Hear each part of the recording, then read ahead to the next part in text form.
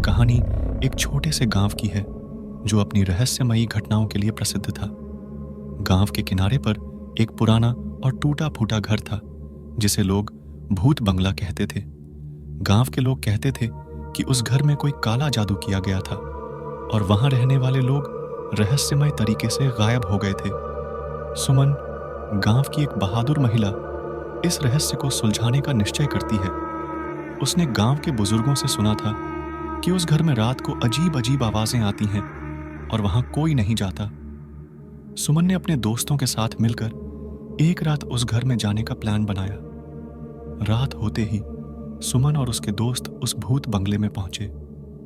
घर का दरवाजा खोलते ही एक ठंडी हवा का झोंका उनके सामने आया। घर के अंदर अंधेरा था और सिर्फ चांदनी की रोशनी से ही कुछ दिख रहा था। उन्होंने टॉर्च की रोशनी में घर के अंदर की जांच शुरू की। अचानक उन्हें एक कमरे से हल्की सी रोशनी आती दिखाई दी। सुमन ने धीरे धीरे उस कमरे के पास जाकर दरवाजे की झिर्री से अंदर झांका।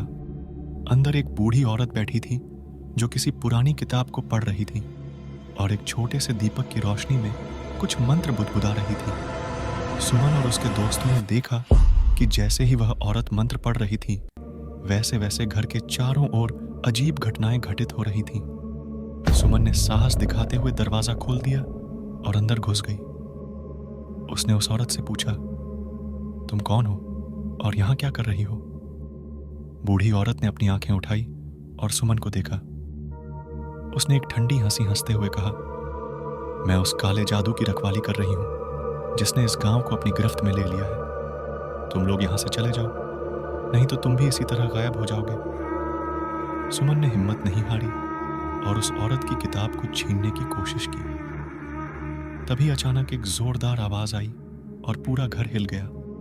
सुमन के दोस्तों ने उसे खींचते हुए घर से बाहर निकाला और सभी ने तेजी से भागते हुए गांव की ओर दौड़ लगाई।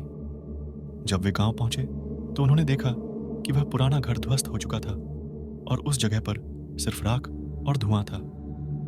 गांव के बुजुर्गों ने सुमन की बहादुरी की सराहना की और कहा कि अब वह काला जादू हमेशा के लिए खत्म हो चुका है। इस घटना के बाद गांव में कभी भी रहस्यमयी घटनाएं नहीं घटी और गांव के लोग सुकून से रहने लगे।